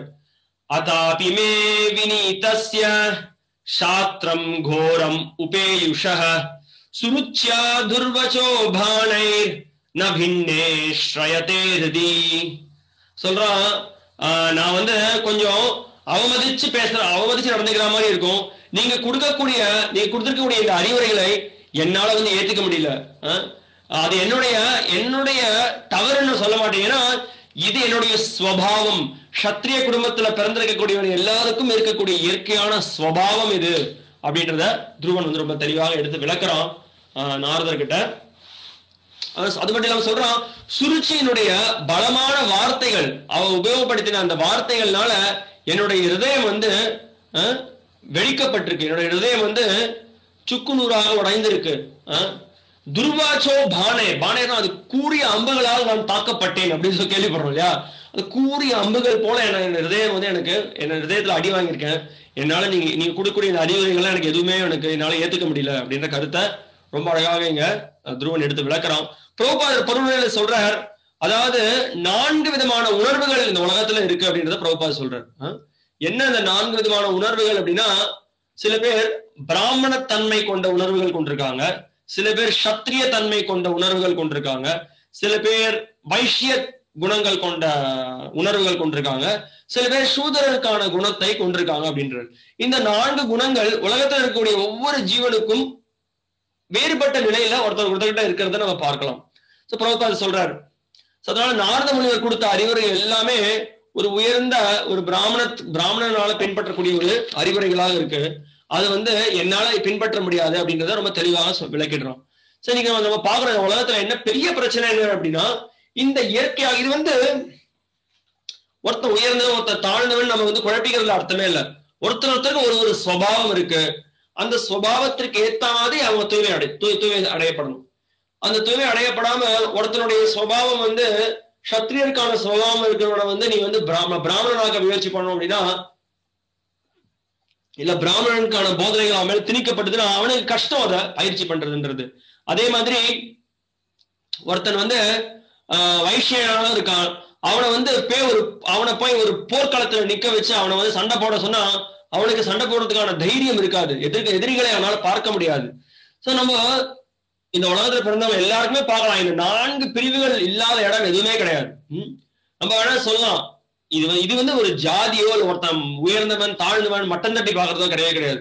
ஒருத்தருக்கு ஒரு இயற்கையான சுபாவம் இருக்கு. சில பேர் பார்க்கலாம் ரொம்ப தைரியமா இருப்பாங்க, பயப்படவே மாட்டாங்க, நான் முதல்ல வந்து நிற்பாங்க. அது ஏன்னா அவனுடைய சுபாவம் அந்த மாதிரி இருக்கு. சில பேர் வந்து பார்க்கலாம், சில பேர் வந்து அவனால நல்லா சிந்திக்க முடியும், சிந்திச்சு சில காரியங்களை பண்ண முடியும், நிறைய படிக்க முடியும், புரிஞ்சுக்க முடியும், ரொம்ப அமைதியாக இருப்பான். அது சில பேருடைய சுபாவம். சோ ஒருத்தருக்கு ஒரு சுபாவம் இருக்கு. ஒரு சரியான ஆன்மீக குரு என்ன பண்றாரு அப்படின்னா, ஒருத்தருக்கு இருக்கக்கூடிய சுபாவத்திற்கு ஏத்த மாதிரி அவனுடைய அது ஒரு கட்டுண்ட நிலை. இந்த 4 நிலையுமே ஒரு கட்டுண்ட நிலை தான். அந்த கட்டுண்ட நிலைக்கு ஏத்த மாதிரியான வைத்தியத்தை கொடுத்து அந்த கட்டுண்ட நிலையிலேருந்து அவனை விடுவிச்சு அவனை சுத்த சத்துவம் அப்படின்னு நிலைக்கு அந்த குருவாகப்பட்டவர் அவனை உயர்த்துறார். இந்த உலகத்துல எல்லாருமே சத்வகுணம் ரஜோகுணம் தமோ குணத்தினால தாக்கம் அடைந்திருக்கும். சத்வகுணம் ரஜோகுணம் கலவை, ரஜோகுணம் தமோ குணத்தினுடைய கலவைன்னு ஒருத்தருடைய கலவை, ஒருத்தருக்கு வேறு விதமான கலவைகள் இருக்கு. ஆனா இந்த கலவைகள்ல இருந்தெல்லாம் விடுதலை அடையிறதுக்கு ஆன்மீக குரு ஒரு சரியான வழிமுறையை கொடுக்கிறார். கலியுகத்துல குறிப்பா பக்தி மார்க்கத்தை பயிற்சி பண்றதன் மூலமாக எந்த நிலையில இருக்கக்கூடியவனும் அவன் படிப்படியா இந்த சுத்த சத்துவம்ன்ற நிலைக்கு தேர்ச்சி பெறலாம். ஆனா இந்த பௌத்திக உலகத்துல வேலை செய்யும் பொழுது ஒருத்தர் அவங்க சுபாவத்தை தூய்மை செஞ்சுக்கணும். அதற்கு சரியான ஆன்மீக குருவை அணுகி அவ எப்படி நம்மளுடைய நிலைக்கு நம்ம இருக்கக்கூடிய நிலையில எப்படி நம்ம தூய்மை அடையணும் அப்படின்ற இந்த அறிவுரையை கேட்கணும் அப்படின்றது மிகவும் முக்கியம். அதனால நீங்க துருவ மகாராஜ் தன்னுடைய நிலையை எடுத்து விளக்கும் பொழுது நாரத முனி புரிஞ்சுக்கிறாரா, இதான் என்னுடைய நிலை, சத்திரியனுடைய நிலையை இவன் விளக்குறான் அப்படின்றத புரிஞ்சுக்கிறார். நம்ம கொடுக்கக்கூடிய அறிவுரை இப்ப இவனுக்கு எட்ட மாட்டேங்கிறது அப்படின்றதையும் நாரதனால புரிஞ்சுக்க முடியும். ஸ்ரீல பிரபுபாதர் ரொம்ப அழகான ஒரு உதாரணத்தை கொடுக்கிறார். பிரபுபாதர் சொல்றது, அமெரிக்கால வந்து பாத்தீங்க அப்படின்னா, அவர் பிரபுபாதர் அமெரிக்கால இருந்த பொழுது அங்க என்ன பண்ணுவோம் அப்படின்னா, எல்லாரும் ராணுவத்துல போய் சண்டை போட்டாகணும் 1 வருஷம் 2 வருஷத்துக்கு. அங்க பாக்கலாம் நிறைய பசங்க வந்து பாத்தீங்கன்னா தைரியம் இல்ல, அந்த அளவுக்கு ராணுவத்துல போய் சண்டை போடுற அளவுக்கு. சத்திரியன் பயப்பட மாட்டான், சத்திரிய மனப்பாடம் தைரியமா அவன் என்ன பண்ணுவான், அவன் நேரம் வந்து பாத்தீங்கன்னா ஒரு விமானத்துல இருந்து கூட ஒரு தடவை என்னாச்சு, ஒரு சம்பவம் சொல்றேன் கேளுங்க. ஏரோப்ளைன்ல இருந்து என்னாச்சு, நேபாள கூர்காஸ் இருக்காங்க, கேள்விப்பட்டிருப்பீங்க. அந்த கூர்காஸ் வந்து பாத்தீங்கன்னா எதற்குமே பயப்பட மாட்டாங்க. ஒரு தடவை என்ன பண்ணாங்க அப்படின்னா, ஏரோப்ளைன் மேல போயிட்டே இருக்கு, திடீர்னு வந்து இந்த ஏரோப்ளைன் திறந்து இப்ப நீங்க எல்லாம் குதிக்கணும் அப்படின்னு சொல்லிட்டாங்க. அவங்க வந்து பாத்தீங்க அப்படின்னா குதிக்கணும்னா எப்படி, மேல பிளேன் மேல பறந்துட்டு இருக்கு, குதிக்கணும்னா என்ன, மேல குதிக்கணும் இறந்தாங்க. அப்புறம் அதுலயே வந்து பாத்தீங்கன்னா ஒரு 5-6 பேர் குதிக்கிறதுக்கு முன்னாடி வந்துட்டாங்க. இன்னொரு மீதி இருக்கக்கூடிய கொஞ்சம் பேர் வந்து கொஞ்சம் யோசிச்சிருந்தாங்க, ஏதாவது பேரச்சூட் கேரச்சூட் குடிச்சோம்னா குதிக்கிறது ஈஸி, தைரியமா குதிக்கலாம் அப்படின்னு அவங்க யோசிச்சாங்க. பாருங்க, இதுதான் சத்திரியனுக்கான மனப்பான்மை, எதற்கும் அஞ்ச மாட்டாங்க. இது இந்த மனப்பான்மை இது இயற்கையாகவே சில பேர்கிட்ட இருக்கு. அப்படிப்பட்டவர்களை அப்படிப்பட்ட நிலையில அவங்களுக்கு அவங்க பயிற்சி கொடுக்கணும் அப்படின்றது கருத்து.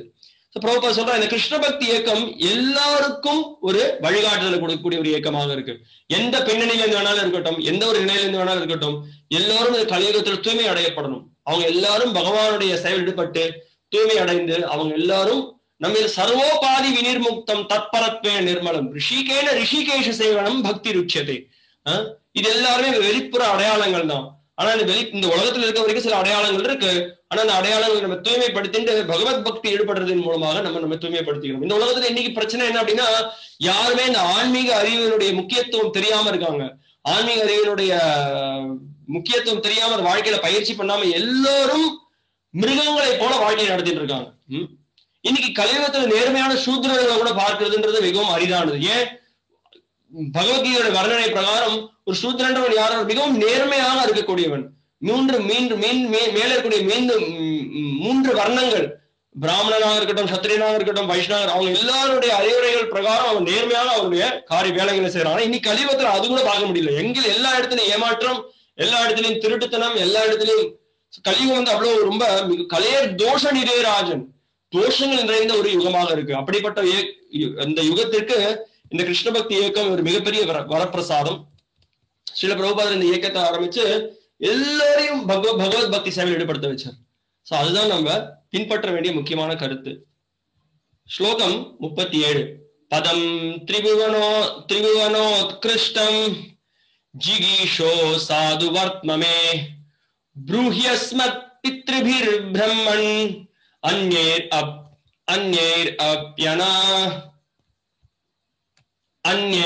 அப்யனாதிஷ்டிதம். அங்க சொல்றார், பதம் திரிபுவனோத்கிருஷ்ணம். எனக்கு நான் என்ன எதிர்பார்க்கிறேன் அப்படின்னா, எனக்கு எந்த பதவி வேணும்னா, இந்த மூன்று உலகத்தையும் தாண்டி பிரம்மாவோட உயர்ந்த பதவியை நான் நாடிட்டு இருக்கேன். அந்த பாதையை நான் அடையறதுக்கு எனக்கு ஏதாவது உதவி செய்யுங்க. நீங்க எனக்கு தயவு செய்து அதற்காக எனக்கு ஏதாவது வழிமுறை இருந்தா அந்த இலக்கு அடையறதுக்கு நீங்க உதவுங்க.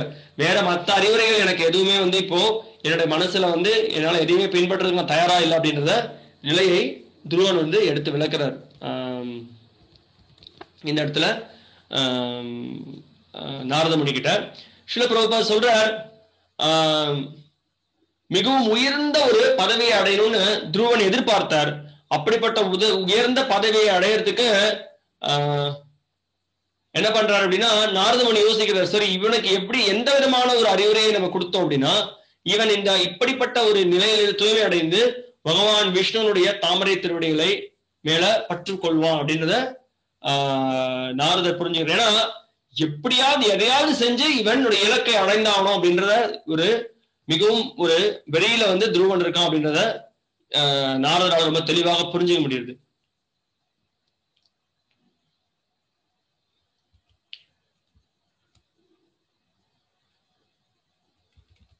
அதே சமயத்துல துருவனுக்கு ஒரு வருத்தம் இருக்கு. நாரத முனி ஒரு பெரிய ரிஷி, அவர் சொல்றதை என்னால பின்பற்ற முடியாது, என் நிலைமை ரொம்ப மோசமாக இருக்கு. அதனால கொஞ்சம் கருணையோட எனக்கு ஏதாவது வேற ஏதாவது வழி கொடுங்க அப்படின்னு மாதிரி துருவன் ரொம்ப பணியோட எடுத்து விளக்குறான் தன்னுடைய நிலையை நாரத முனிவர்கிட்ட. ஸ்லோகம் 38.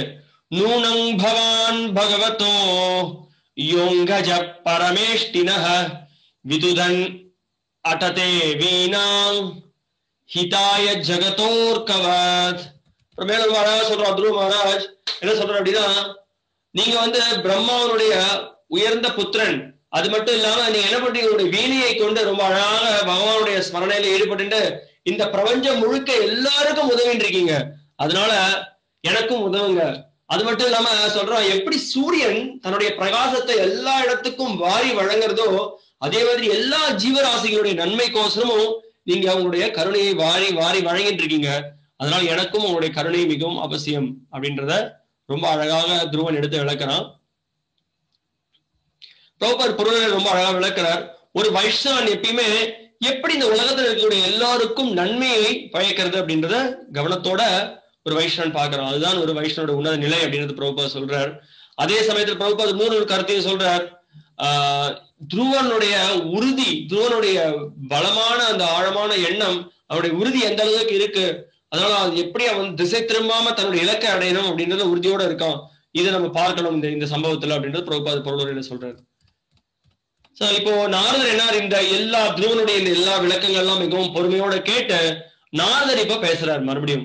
நாரத உவாச்ச ஜனன்யாபிஹித பந்தா சவை நிஸ்ரேயசஸ்யதே பகவான் வாசுதேவஸ்தம் பஜத்தம் பிரவணாத்மனா.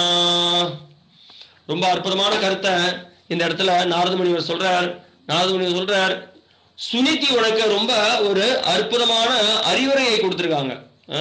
அந்த அற்புதமான அறிவுரை என்ன அப்படின்னா, ஜனன்யானா அவன் அம்மா, ஜனன்யா அபிதக பந்தாகனா பாதை. அவங்க என்ன பாதை? உங்க அம்மா உனக்கு விதிச்ச பாதை. சவை நிஸ்ரேயஸ்ய அப்படின்னா இந்த வார்த்தை நிறைய ஸ்லோகத்தில் உபயோகப்படுத்துறதை பார்க்கலாம். அதாவது வாழ்க்கையோட இறுதி இலக்கு, வாழ்க்கையில இறுதியில் நமக்கு நன்மையை ஏற்படுத்தக்கூடியது. நிஸ்ரேயஸ்ய சவை நிஸ்ரேயஸ்ய பகவான் வாசுதேவஸ்தம். பகவான் வாசுதேவன், அப்பேற்பட்ட பகவான் வாசுதேவ பஜதம் பிரவணாத்மனா. உன்னுடைய பிரவணாத்மனான்றது முக்கியமான வார்த்தைங்க. முழு மனதோட அப்படிப்பட்ட அந்த பகவான் விஷ்ணுவனுடைய தாமரை திருவடிகளை நீ தியானம் செய். அதுல நீ ஆழ்ந்து உன் மனசை நீ செலுத்து, அது உனக்கு நன்மையை ஏற்படுத்தும் அப்படின்னு ரொம்ப அழகாக நாரத முனிவர் துருவனுக்கு அறிவுரையை கொடுக்கிறார். சோ அது மிகவும் முக்கியமான ஒரு கருத்து, அதை நம்ம பார்க்கணும். சோ பிரபுபாத சொல்றார், நாரதமுனி மிகவும் சக்தி வாய்ந்தவர், மிகவும் உயர்ந்த ஒரு ரிஷி. அவர் வெறும் நினைச்சிருந்த மாத்திரத்திலே அவர் என்ன பண்ணிருக்கலாம், சரி இந்தா உனக்கு நீ கேட்ட உனக்கு வர நான் கொடுக்குறேன் அப்படின்னு சொல்லிருக்காங்க. ஆனா அதை பண்ண ஒரு உண்மையான ஆன்மீக குரு என்ன பண்ணணும் அப்படின்னா, சீடனை சரியான ஆன்மீக பாதையில ஈடுபடுத்தணும். அவனோட நிலைக்கு ஏற்ற மாதிரி அவனை ஆன்மீக பாதையில ஈடுபடுத்தணும். இதே பார்க்கலாம், பகவான் கிருஷ்ணர் பகவத்கீதையை அர்ஜுனுக்கு போதிச்சார். கிருஷ்ணருக்கு எவ்வளவு நேரம் இருக்கும்? மகாபாரத போரே வந்து ஒரு நொடியில கிருஷ்ணர் முடிச்சிருக்கலாம். கிருஷ்ணர் நினைச்சிருந்தா என்ன, அவர் வெறும் சங்கல்பா மாத்திரம் என்ன, மனசால நினைச்சா அப்படின்னா அந்த யுத்தத்துல கூட எல்லாரும் இறந்து போயிருப்பாங்க. உடனடியாக வெற்றி வாங்கி வந்து பாண்டவர்களுக்கு சூடி கொடுத்திருப்பார். அப்புறம் என்ன, மகாபாரதத்துல ஒண்ணும் இல்ல, கிருஷ்ணரை பண்ணிருக்கான, கிருஷ்ணரை பண்ணல. அர்ஜுனனை வந்து சரணடைய வச்சார், அர்ஜுனனை புரிஞ்சுக்க வச்சார், அர்ஜுன சண்டை போட வச்சார், அர்ஜுனனுக்கு எல்லா உதவியும் கிருஷ்ணர் செஞ்சார். ஆனா நீ வந்து என்கிட்ட சரணடை, நீ சண்டை போடு, நீ காரியத்துல ஈடுபட்டு சொல்லி அர்ஜுனனை ஊக்குவிச்சார். அதேதான் நம்ம வாழ்க்கையிலும் நம்ம விரும்பின ஏதாவது குறுக்கு பாதை இருக்கான்னு பாக்குறதா எப்பயுமே நம்மளுக்கும் ஏதாவது ஷார்ட்கட் இருக்காங்க. அதாவது மிகவும் குறுக்கு பாதை, கலியுகத்துல மிகவும் மிகவும் எளிமையான பாதையை பகவான் கிருஷ்ண ஸ்ரீ சைத்தன்ய மகாபிரபுவா வந்து இந்த எளிமையான வழிமுறையை நம்மளுக்கு கொடுத்திருக்காரு. அந்த எளிமையான வழிமுறை என்ன அப்படின்னா, நம்ம பெரிய தபஸ்யா பண்ணணும் அவசியம் இல்ல, காட்டுக்கு போகணும்னு அவசியம் இல்ல, அல்லது இமயமலைக்கு போகணும்னு அவசியம் இல்ல. எந்த ஸ்தானே ஸ்தித ஸ்ருதிகதான் தனுவான் மனோபி, ரொம்ப அழகா பிரம்மா சொல்றார். நீ ஒரு ஸ்தானத்தை கூட நீ மாத்திக்க வேணாம், எந்த ஸ்தானத்துல இருக்கோ அதே ஸ்தானத்துல இருந்தபடி நீ பகவத் கைங்கரியத்தில் ஈடுபடு.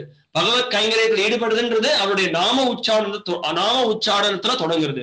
இந்த நாம உச்சாரணம் தொடங்குறதுன்றது என்ன, ஹரே கிருஷ்ண ஹரே கிருஷ்ண கிருஷ்ண கிருஷ்ண ஹரே ஹரே, ஹரே ராம ராம ராம ஹரே ஹரே அப்படின்ற நாமத்தை நம்ம உச்சாரணம் செஞ்சோம் அப்படின்னா எந்த நிலையில எப்ப இருந்தாலும் நம்மளால இந்த கட்டுள்ள நிலையில இருந்து விடுதலை அடைந்து நம்ம ஏற்றம் பெற முடியும் அப்படின்றது மிகவும் முக்கியமான ஒரு கருத்து. ஸ்ரீல பிரபுபாத பொருளில இங்க ரொம்ப அற்புதம் இன்னொரு கருத்தை விளக்கிறார். நாரத முனி கொடுத்திருக்கக்கூடிய அறிவுரைகளை ரொம்ப கவனத்தோட துருவ மகாராஜ் கேட்டு அந்த நீதி நெறிமுறைகள், அந்த ஒழுக்க நெறிமுறைகளை தீவிரமாக கடைபிடிக்கிறதுக்கு அவர் வந்து துருவ மகாராஜ் தயங்கவே இல்லை. இன்னும் சொல்லணும் அப்படின்னா ரொம்ப தெளிவாக அதை பின்பற்றுகிறார். அதனால இது மூலமா நம்ம இன்னொரு முக்கியமாக தெரிஞ்சுக்க வேண்டிய ஒரு விஷயம் என்ன அப்படின்னா, நம்ம வாழ்க்கையில நம்மளுக்கு கிடைக்கக்கூடிய அறிவுரைகளை தீவிரமாக கடைபிடிக்கிறதுக்கு நம்ம முயற்சி எடுக்கணும். அவன் தான் ஒரு நேர்மையான சீடன்.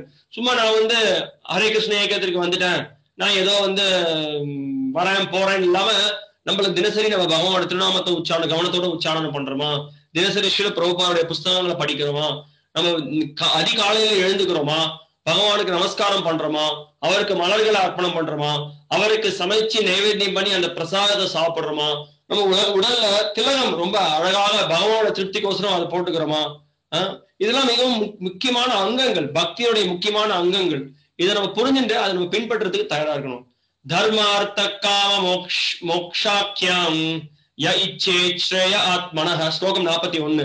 ஏகம் ஏவ ஹரேஸ் தத்ர காரணம் பாத சேவனம். சொல்ற தர்ம அர்த்த காமம் மோக்ஷ இந்த நான்கு வழிமுறைகளுடைய இலக்கை அடையணும்னா கூட, இதன் மூலமா நீ உயர்ந்த நிலையை அடையணும்னா கூட, அதற்கு நீ பண்ண வேண்டிய சிறந்த காரியம், சாலச் சிறந்த காரியம் என்ன அப்படின்னா விஷ்ணுனுடைய தாமரை திருவடிகளுடைய சேவை ஈடுபடுறதுதான் அப்படின்றது நாரத முனிவர் சொல்றாரு. வேற யாருக்கிட்டையும் நீ தஞ்சம் புகழாத, பகவான் விஷ்ணுடைய தாமரை திருவடிகள் கிட்ட மட்டுமே நீ தஞ்சம் அடையணும். அவரால் மட்டும்தான் உன்னால இந்த கதியை, உயர்ந்த கதியை அடைய வைக்க முடியும் அப்படின்னு பிரபுபாத் சொல்றாரு. சோ இங்க சொல்ற நாரத முனிவர் குறிப்பா இந்த இடத்துல பக்தி தொண்டுதான் ஒரே ஒரு வழி அப்படின்னு பிரபுபாத் மேற்கோள் காமிக்கிறார். பக்தி தொண்டு நீ ஈடுபடு. ஏன்னா இந்த பக்தி தொண்டு நீ எந்த நிலையில இருந்தாலும் சரி, நீ பௌதிக ஆசைகளை கொண்டவனாக இருந்தாலும் சரி, இல்ல ஆசைகளை இல்லாதவனாக இருந்தாலும் சரி, இல்ல நீ நீ ஆசைகள்ல இருந்து விடுதலை அடைந்தவனாக இருந்தாலும் சரி, எல்லா நிலையிலிருந்தும் உன்னை அது தூய்மைப்படுத்தி உன்னை பகவத் சேவையில் ஈடுபடுத்தி உனக்கு பக்குவத்தை ஏற்படுத்தும் அப்படின்றத கருத்தை ரொம்ப அழகாக இங்க நாரத முனிவர் சொல்றாரு. ஸ்லோகம் 42. தத்தாத கச்ச பத்ரங் தே யமுனாயாஸ்தடங் சுசி புண்ணியம் மதுவனம் யத்ர சந்நித்யம் நித்யதா ஹரேஹே.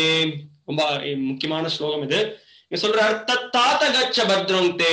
அதனால உனக்கு பத்ரம் தே, உனக்கு என்னுடைய நல் ஆசிகள், நான் எல்லா நல்வாசிகளையும் உனக்கு நான் வழங்குறேன் துருவா.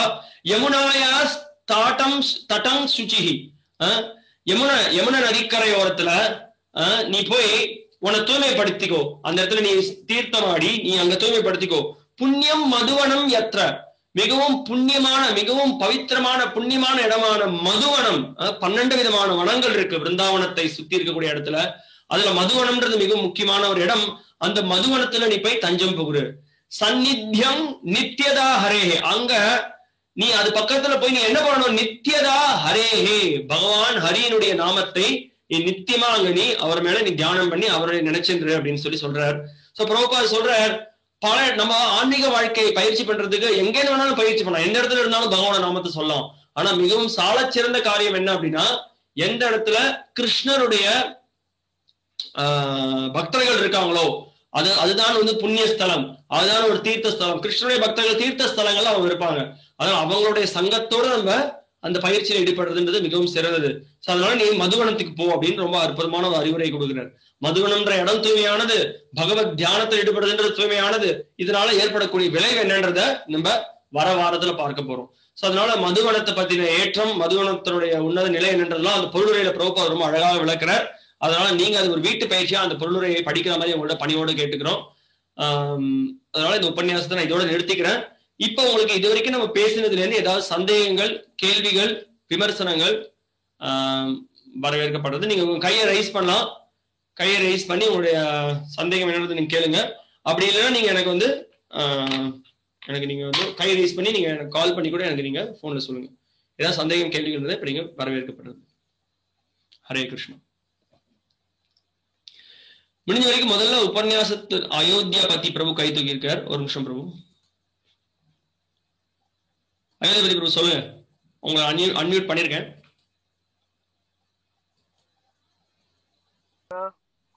ஹரே கிருஷ்ணா. ஹரே கிருஷ்ணா.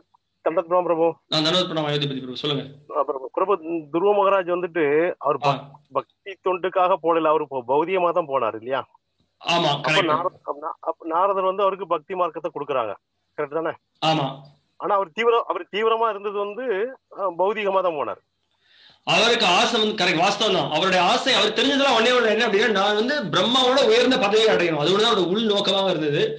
அவர் அம்மா கொடுத்த அறிவுரை, நாரதர் கொடுத்த அறிவுரையை பின்பற்றுவது தயாரா இருந்தார். நான் அதற்கோசம் அவர் இந்த தேவர் யாரையும் போல, சரி விஷ்ணுகிட்ட நான் சரணடைறேன், நீங்க அதை பண்ணணுன்றீங்க, நான் பண்றேன் சொல்லி அவர் அந்த ஒரு முயற்சியில தீவிரமா போறார். வாஸ்தவம் தான். நாரதர் போகாத அப்படின்னு சொல்லியும் இவர் அந்த தீவிரமா பண்றாரு. என்னோட கொஸ்டின் என்னன்னா, இப்ப நம்ம இஸ்கான்ல இப்ப நீங்க உயர்ந்த அதிகாரியா இருக்கீங்க, உங்கள்கிட்ட நான் சேவை பண்றேன். ஹரே கிருஷ்ணா. சந்தோஷம். அப்போ உங்கள்கிட்ட சேவை பண்ணும்போது எனக்கு சேவை நீங்க கொடுக்கல, அவாய்ட் பண்றீங்க. சேவை நான் தவறு பண்றேனா இல்ல என்னன்னு எனக்கு தெரியாது. ஆனா எனக்கு கொடுத்துட்டு இருக்க சேவையில நீங்க கொஞ்சம் ஸ்டாப் பண்ணு, நின்னு அப்படிங்கிற மாதிரி. எனக்கு சேவையில தீவிரம், நான் கொஞ்சம் ஸ்பீடா இருக்கேன், பண்ணணும்னு ஆசை. அப்புறம் உங்களை மீறணுமா இல்ல நீங்க சொல்றதுக்கெல்லாம் ஓகே ஓகே ஓகே பிரபு ஓகே பிரபு சொல்லிட்டு இருக்கணுமா? எனக்கு என்ன ஆசை, இப்ப நம்ம இதை புரிஞ்சுக்கலாம், நம்ம இது புரிஞ்சுக்கலாம்.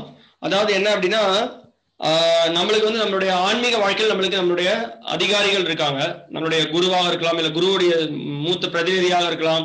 அவங்க வந்து நம்மளுக்கு என்ன பண்றாங்க அப்படின்னா, நம்மளுடைய சுபாவங்கள், நம்மளுடைய இயற்கை குணங்கள், நம்மள்ட்ட இருக்கக்கூடிய சக்தி, நம்மள்ட்ட இருக்கக்கூடிய குணங்கள்லாம் பார்த்து அதுக்கு ஏற்ற மாதிரி அவங்க நம்மளுக்கு சேவை ஈடுபடுத்துறாங்க. சாலச்சிறந்த காரியம் வந்து என்ன அப்படின்னா, இல்ல பக்குவமான மனப்பான்மை எப்படி இருக்கணும் அப்படின்னா, நம்மள வழிகாட்டுதல் கொடுக்கக்கூடிய நம்மளுடைய வழிகாட்டக்கூடிய நம்மளுடைய அதிகாரிகள் என்ன நம்மளுக்கு அறிவுரை நம்ம இது பண்ணாதுன்னு சொன்னா அது பண்ணாம இருக்கிறது சிறந்தது, இதை பண்ணுன்னு சொன்னா அது பண்றது சிறந்தது. அதே சமயத்துல நம்மளுக்கு வந்து சில விஷயங்கள்ல நம்மளுக்கு ஆர்வம் இருக்கலாம், சில விஷயங்கள் நம்மளுக்கு தெரிஞ்சிருக்கலாம், அதை பணிவோடு அவங்க எடுத்து நம்ம சொல்றதும் அதையும் நம்ம செய்யலாம். பிரபு எனக்கு வந்து கார் ஓட்ட தெரியும் பிரபு, உங்களுக்கு ஏதாவது சேவை இருந்தா சொல்லுங்க அப்படின்னு சொல்லி நம்ம அதை பணிவா சொல்லிட்டு நம்ம அதோட நம்ம நிறுத்திக்கணும். எனக்கு கார் ஓட்ட தெரியும், நான் கார் ஓட்டுறேன்னு சொல்றது அது பணிவு கிடையாது, பக்தியோட லட்சணம் கிடையாது. அதே சமயத்துல நம்மளால எதை செய்ய முடியுமோ அதை பணிவா எடுத்து உரைக்கிறதுங்கிறது சரியான ஒரு விஷயம். சோ அப்போ என்ன விஷயம் அப்படின்னா, ரொம்ப சுருக்கமா சொல்லணும் அப்படின்னா, நம்மளுடைய நிலை என்னன்றது நம்மளுடைய அதிகாரிகள் அறிந்திருக்காருன்றது நம்மளுக்கு நம்பிக்கை இருக்கணும், அது முதல் விஷயம். ரெண்டாவது, அவங்க கொடுக்கக்கூடிய விஷயத்தை நம்ம பின்பற்றினோம் அப்படின்னா நம்ம தூய்மை அடைவோம். அதே மாதிரி நம்மளுக்கு வழிகாட்டுதல் கொடுக்கக்கூடியவங்களுக்கு நம்மளுக்கு எது நல்லதுன்னு அவங்களுக்கு தெரியும். சோ அதனால நம்பிக்கை இதுல மிகவும் முக்கியமான ஒரு பாத்திரமாக இருக்கு, அது மிகவும் அவசியமானது. ஹரே கிருஷ்ணா. ஹரே கிருஷ்ணா, ரொம்ப நன்றி பிரபு. ஹரே கிருஷ்ணா. சேத்துராமன் பிரபு அன்மியூட் பண்ணிருக்கேன், சொல்லுங்க சேத்துராமன். ஹரே கிருஷ்ணா. ஹரே கிருஷ்ணா, சொல்லுங்க. இந்த துருவன் வந்து ஒரு 5-6 வயசு சின்ன பையன் இல்லையா? ஆமா. அவனுக்கு இவ்வளவு பெரிய விவேகம் கேள்விகள்லாம் கேட்டு இந்த மாதிரி நான் ஒரு நிலையை அடையணுங்கிறது அவனுடைய மெயின் எய்ம் வந்து அவனுடைய பெரியம்மா சொல்றா, இந்த மாதிரி நீ வந்து தபஸ் பண்ணி வயிற்றுல பிறந்தாதான் உங்க அப்பா முடியல உட்கார முடியும், உட்கார முடியாது. ஆனாக்கா நீ வந்து பக்கத்துலயே வராது, தூர போயிடுன்னு திட்டுற. அவனுக்கு மனசுல ரொம்ப ஹர்ட் ஆகுது. சத்திரியங்கிறதுனால அவனுக்கு வந்து ரொம்ப வீரியத்துல வந்து காட்டுக்கு வந்துடுறான். அவன் அம்மா கிட்ட வந்து சொல்றான், அம்மா சொல்ல போய் பகவானை பிரார்த்தனை பண்ணுன்னு சொல்றான். இப்போ இந்த நிலைமையில அந்த அளவுக்கு அம்மாவுடைய பிரார்த்தனை, அம்மாவுடைய என்ன சொல்ற டைரக்ஷன் ஃபாலோ பண்ணிதான் வந்துடுறாங்க. கரெக்ட் தானே? இந்த அளவு வரதுக்கு குழந்தைக்கு வரதுக்கு காரணம் வந்து இவ்வளவு நாரதர்கிட்ட பேசணும், இவர்கிட்ட இவ்வளவு ஆர்கியூ பண்ணணுங்கிறது அந்த புத்தி விவேகம் எங்க இருந்து வந்ததுன்னு யோசனை பண்றாங்க. சொல்ற பொருளுரையில அவனுடைய திடமான நம்பிக்கை, அதான் அந்த ஒரு சத்திரியருக்கான ஒரு மனப்பான்மை அவர்கிட்ட இருந்தது. அது மட்டும் இல்லாம நம்ம பார்க்கலாம் இன்னொரு விஷயமும், அவனுடைய பாரம்பரியத்தை நம்ம பார்க்கணும். அவனோட பாரம்பரியம் பார்த்தோம் அப்படின்னா, அவருடைய அப்பா யாரு? உத்தானபாதோட அப்பா யார்? ஸ்வயம்புவ மனு. பரம்பரையிலையும் அந்த அந்த அந்த நற்குணங்கள்லாம் இருக்கு அப்படின்றத நம்ம பார்க்கிறோம். சோ அதனாலதான் இப்படிப்பட்ட ஒரு குணம் இருக்குதுன்னு நம்ம பார்க்கிறோம். அதுவும் இருக்கு, அது ஒரு வாஸ்தவமான ஒரு விஷயம். ஆனா இதுல மிகவும் முக்கியமான ஒரு விஷயம் என்ன, திருப்பு முனை அப்படின்னு சொல்றோம் இல்லையா? இங்க வந்து பாத்தீங்கன்னா அது என்ன அப்படின்னா, நாரதருடைய சங்கம். அதை நம்ம வரக்கூடிய வகுப்புகள்ல நம்ம பார்ப்போம். அந்த நாரதருடைய சங்கம் எப்பேற்பட்ட ஒரு மாற்றத்தை அவனுக்கு ஏற்படுத்தியது, விஷ்ணுனுடைய காருண்யம் அப்படி எப்படி ஏற்பட்டது அப்படின்றத வரப்போட வாரத்தை நம்ம பார்க்க போறோம். ஹரே கிருஷ்ணா. வேற யாருக்கு சந்தேகம், கேள்வி? வித்யா அவங்க கை ரைஸ் பண்ணிருக்காங்க, சொல்லுங்க மாதாஜி. ஹரே கிருஷ்ணா. ஹரே கிருஷ்ணா பிரபு. சொல்லுங்க.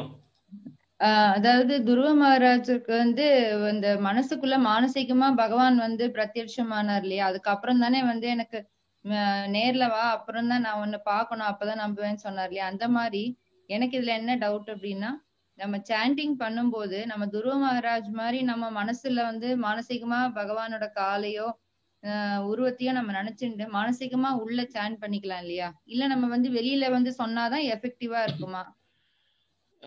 ரொம்ப ரொம்ப எளிமையான ஒரு விஷயம். பிரபுபாதர் மட்டும் இல்லாம எல்லா பூர்வீக ஆச்சாரியர்களும் நம்மளுக்கு கொடுக்கக்கூடிய வழிமுறை என்ன அப்படின்னா, இந்த நாம கீர்த்தனம், அதாவது ஜபம் அப்படின்னு சொல்லும் பொழுது நம்ம என்ன பண்றோம் அப்படின்னா, அதை வந்து மிருதுவாக சொல்றோம், நம்ம காதுல கேட்கிற அளவுக்காக நம்ம ஜபம் பண்ணணும். ஹரே கிருஷ்ண கிருஷ்ண கிருஷ்ண ஹரே ஹரே, ஹரே ராம ராம ராம ஹரே ஹரின்னு ஓரளவு அது வந்து ஜபம் பண்றது. அது ஜபத்தை கூட நம்ம சத்தமா கூட சொல்லலாம். ஆனா ஜபம் சொல்லும்போது கொஞ்சம் மிருதுவா சொல்றது, நம்ம சத்தமா நம்ம சில சமயம் நிறைய பேர் கூட சேர்ந்து பண்ணும்பொழுது ரொம்ப சத்தமா சொல்லணும்னா மற்றவங்களுக்கு தொந்தரவு ஏற்படும். ஏன்னா அவங்களால அந்த மந்திரத்தை கேட்கறது கஷ்டமா இருக்கும். அதனால கொஞ்சம் மிருதுவா நம்ம சொல்றோம்.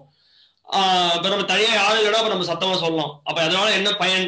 நம்ம காதுக்கு நல்லா கேட்கிறோம். பக்கத்துல இருக்கக்கூடிய எல்லா ஜீவராசிகள், உயிர்வாழிகள், மரங்கள், செடிகள், கொடிகள், எண்ணிலடங்காத பிராணிகள் தூய்மை அடையிறது. சோ அதனால இது மிகவும் உயர்ந்தது. நம்ம காதுல மத்தவங்க நம்மளுக்கு காதுல கேட்கிற மாதிரி ஜெபம் பண்றதுன்றது. சரி, நம்மளுடைய மத்த இதுல முக்கியம் என்ன அப்படின்னா, நம்ம நாமத்தை கேட்கறதன் மூலத்துலதான் முதல் கவனத்தை நம்ம செலுத்தணும். மத்த எந்த புலன்களும் இரண்டாவது பட்சம் தான். காதை கவனத்தோட ஹரே கிருஷ்ண ராமன்ற 3 வார்த்தையை தெளிவாக நம்ம கேட்கணும். அது மிகவும் முக்கியமானது. அதுதான் எல்லா ஆச்சாரியர்களும் பரிந்துரைக்கிறாங்க. அது மட்டும் இல்லாம நம்ம என்ன பண்றோம், நம்ம கண்களை எப்படி அம்பரீஷ் மகாராஜர் பகவானுடைய திருமேனி, அவருடைய திருமேனியை பார்க்கறது, அவருடைய ரூபத்தை, அவருடைய படங்கள் முன்னாடி உட்காந்து பண்றதோ, இல்ல அவர் படத்தை பார்க்கறதோ, அல்லது அவருக்கு அர்ப்பணம் பண்ண மலர்களே வரக்கூடிய சுவாசத்தை நம்ம முகர்ந்து பார்க்கறது, இதெல்லாம் நம்மளுக்கு உதவக்கூடியதாக. பிரதானமான விஷயம் என்ன அப்படின்னு பார்த்தோம் அப்படின்னா, அவருடைய நாமத்தை தெளிவாக உச்சாரணம் பண்ணி காதல் கேட்கணும். அது ஒன்னே நம்மளுக்கு மிகவும் போதுமானது. அதுதான் நம்ம கவனத்தை செலுத்தணும். ஹரே கிருஷ்ணா. வேற ஏதாவது கேள்வி, சந்தேகம்?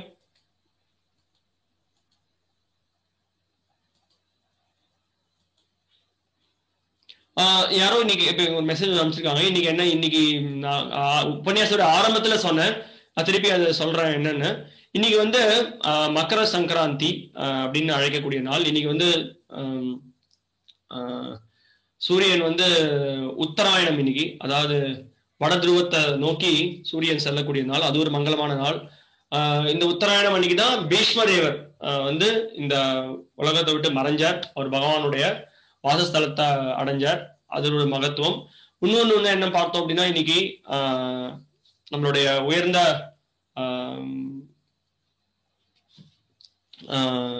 சைத்திரிய மகாபிரபு, சாக்ஷாத் பகவான் கிருஷ்ணரே, அவர் இந்த சந்நியாசத்தை எடுத்துக்கிறதுக்கோசரம் காட்வா அப்படின்ற இடத்தை நோக்கி இன்னைக்கு கிளம்பினார். அது ஒரு முக்கியமான நாள். அடுத்த முக்கியமான ஒரு விஷயம் என்ன அப்படின்னா, சைத்திரிய மகாபிரபுனுடைய சகோதரரான விஸ்வரூப் அவர் இன்னைக்கு சமாதி அடைந்த நாள். அதனால இன்னைக்கு மிகவும் ஒரு மங்களமான நாள். அது மட்டும் இல்லாம பொங்கலும் கூட. நம்ம அதன் மூலமாக நம்ம பகவானை நம்ம இன்னைக்கு மேலும் மேலும் அவருடைய சிரவணத்தில் ஈடுபடுறதும் சரி, அவருடைய பக்தர்களுடைய உன்னதமான வைபவங்களை கேட்கறதுனாலையும் நம்ம மிகப்பெரிய அளவில் தூய்மை அடைகிறோம். ஸோ அதனால மிக்க நன்றி. நீங்க தயவுசெய்து தொடர்ந்து இந்த பாகவதனுடைய 8வது அத்தியாயத்தை நீங்க படிங்க. மீண்டும் வர வாரம் நம்ம நாரத முனிவர் மேலும் என்ன அறிவுரைகளை கொடுக்கிறார், துருவன் என்ன காரியங்கள் எல்லாம் அவன் பின்பற்றினான், அந்த காரியங்களை பின்பற்றியதனால ஏற்பட்ட நிலை என்ன அப்படின்றத வர வாரம் நம்ம பார்க்க போறோம். ஸோ முடிஞ்ச வரைக்கும் 8வது அத்தியாயத்தில் இருக்கக்கூடிய மற்ற ஸ்லோகங்களை நம்ம எந்த அளவுக்கு பார்க்க முடியுமோ அந்த அளவுக்கு நம்ம பார்க்கலாம். மிக்க நன்றி. மீண்டும் வர வியாழக்கிழமை சந்திப்போம். ஹரே கிருஷ்ணா. ஸ்ரீல பிரபுபாத் கி ஜெய். ஸ்ரீமத் பாகவதம் கி ஜெய். ஹரே கிருஷ்ணா.